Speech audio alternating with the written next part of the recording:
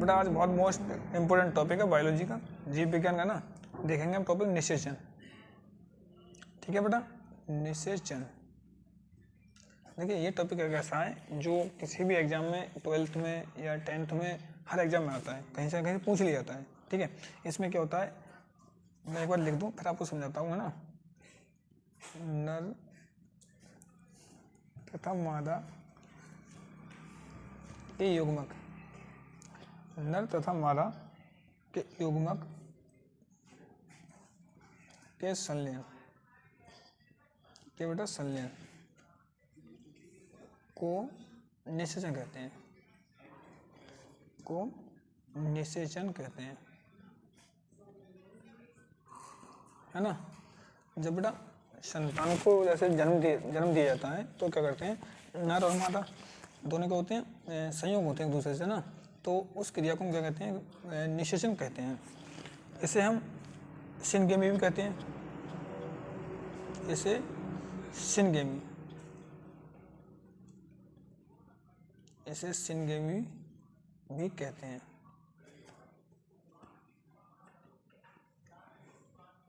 ठीक है, और ये दो प्रकार से होता है, और ये दो प्रकार से होता है। कौन कौन सा होता है बेटा, एक तो होता है हमारा भाई, है ना, एक तो होता है भाई, वो भाई सुना होगा आपने चाहे, है ना, मतलब बॉडी से बॉडी टच ना हो और ऐसी संतान का जन्म हो जाए, ये आजकल तो वैसे असंभव है, लेकिन ये बाह्य निषेचन कहलाता है। नंबर एक बेटा बाह्य निषेचन, और नंबर दो आपको आ गया आंतरिक निषेचन। ठीक है, तो बहुत अच्छे से समझेंगे बेटा इन्हें। नंबर एक डालें हम, बाह्य निषेचन। इसमें क्या होता है, बाह्य निषेचन जीवों के शरीर के बाहर, बाह्य निषेचन, ठीक है, बाह्य निषेचन जीवों के शरीर के बाहर जलीय माध्यम से, जलीय माध्यम से। ठीक है, क्या था, बाह्य निषेचन जीवों के शरीर के बाहर जलीय माध्यम से संपन्न होता है, या जलीय माध्यम में संपन्न होता है।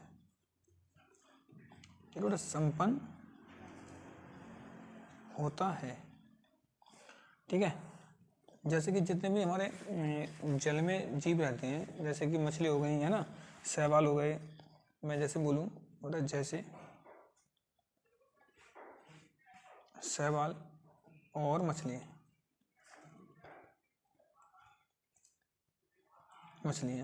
है ना। देखिए मैंने कहा था बाह्य निषेचन का मतलब होता है एक इसमें सभी जीव जो शरीर के बाहर से संतान उत्पत्ति करते हैं, कहने का मतलब ये इनकी बॉडी टच नहीं होती है ना, या आंतरिक नहीं होता, ये बाहर मतलब एक दूसरे स्पर्श के ही जरिए से संतान की उत्पत्ति हो सकती है। इसमें केवल जैसे शैवाल हैं, मछलियाँ हैं, मतलब जो जलीय जीव होते हैं ज़्यादातर, वो शरीर से शरीर स्पर्श करके ही केवल संतान को जन्म देते हैं।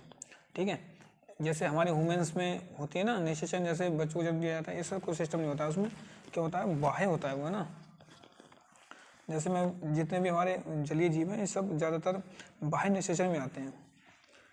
या फिर मैं बोल दूँ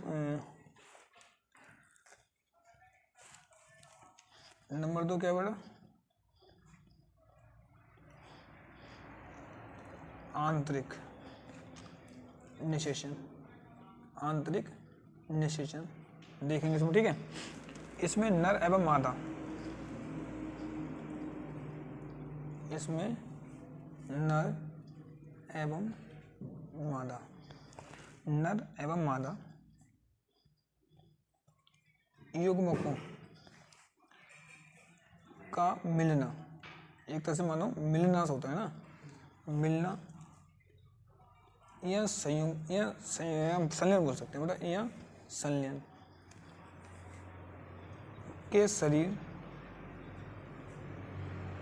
शरीर के अंदर संपन्न होता है, शरीर के अंदर संपन्न होता है। ठीक है, ये शरीर के अंदर संपन्न होता है, तो ये क्या कहलाता है? आंतरिक निषेचन कहलाता है। आंतरिक निषेचन कहलाता है। ठीक है, इसमें सबसे पहले भाई हमारे सभी जीव में ज़्यादातर मनुष्य आ गए। जैसे मैं लिख सकता हूँ बेटा, जैसे में मनुष्य या फिर जानवर और बहुत सारे जीव हैं, सभी जीव है ना। मैं दोबारा बता दे रहा हूँ एक बार, मतलब निषेचन क्या होता है? नर और मादा का जो युग्मक के संलयन को हम निषेचन कहते हैं। किसी भी संतान को जब जन्म देंगे तो ऐसा तो है नहीं कि बगैर नर मादा के संयुग्म से संतान को उत्पत्ति हो जाती है ना, वो भी होता है, लेकिन वो ज़्यादातर पेड़ पौधों में होता है, कायिक जनन में। मैंने बताया भी था कल आपके लिए, कल वाले लेक्चर में।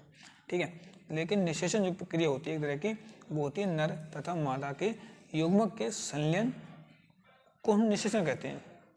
ठीक है, इसे हम सिनेगेमी भी कहते हैं, सिनेगेमी भी कहते हैं। ठीक है, ये दो प्रकार का होता है बेटा, एक बाह्य निषेचन होता है, एक आंतरिक निषेचन होता है। बाह्य निषेचन का मतलब क्या होता है? जो एक तरह की हमारी संयुग्मन होता है नर और मादा का, वो बॉडी के बाहर ही संपन्न होता है। ठीक है, बॉडी के अंदर नहीं आता कुछ भी, है ना। लेकिन आंतरिक निषेचन में क्या होता है? आंतरिक निषेचन बेटा मनुष्य या नर या मादा, इसकी क्रिया बॉडी के अंदर खत्म होती है ना, बॉडी के अंदर खत्म होती है। जैसे कि इसमें लिखा भी मैंने, इसमें नर एवं मादा युग्मकों का मिलना या संलयन के शरीर के अंदर संपन्न होता है। जो क्रिया है ये शरीर के अंदर संपन्न होती है। ठीक है, लेकिन ये जलीय माध्यम में संपन्न हो जाती है ना, आंतरिक निषेचन कहलाता है। जैसे मनुष्य, जानवर और सभी जीव। ठीक है बेटा, आपका ये टॉपिक आज निषेचन क्लियर हो गया। आगे अभी टॉपिक मैं फिर बनाऊंगा, नेक्स्ट टॉपिक देखते हैं। ठीक है।